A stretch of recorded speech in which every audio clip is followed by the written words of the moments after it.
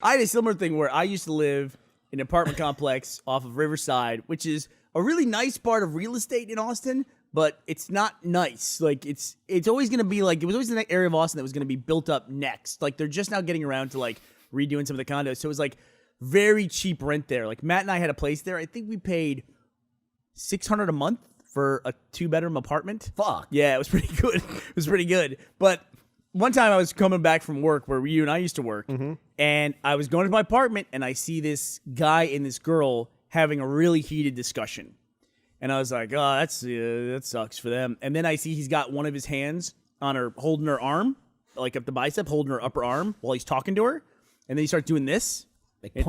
Pointing like right there, or pointing her face. And I'm going up my stairs, and I'm like halfway to my door, and I'm like, fuck. So I go back down, and I walk up, and I go, is there a problem here? I go, what's going on? You know, fucking white knight. I show up.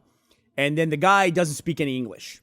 And he's like trying to tell me something like this. And I'm like, yeah, I don't know what's going on, but I don't think you guys should be talking like this out here. You know, I don't think you should be talking to her like that. I don't know if you understand me.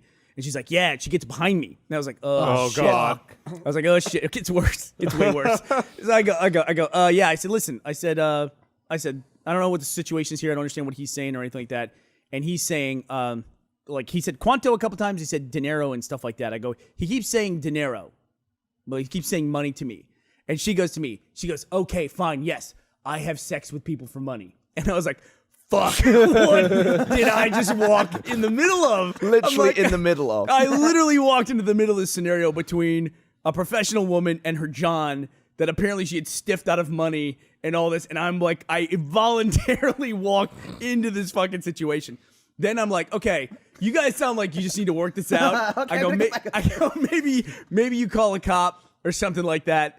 And she goes, I'm gonna come with you. She goes, just take me somewhere in your car. I go, okay, that's an idea that I'm not taking you anywhere in my car. I said, but you can come and you can use my phone if you need to call somebody. If you need to call specifically a cop, you can use my phone to call a cop. That's what I'm willing to do right here. And she was like, I don't want to talk to any cops. And I'm like, okay, I'm walking this way now. And I just walked away. And It's one of those situations where I gave her ample opportunity to get out of the situation. you want like a trap door to open and you don't care what's under it. Or you want your ejector seat where you hit it and you end up in a field. Yeah, you go. A little sky hook. That was total. When she said that, I was like, oh, fucking A.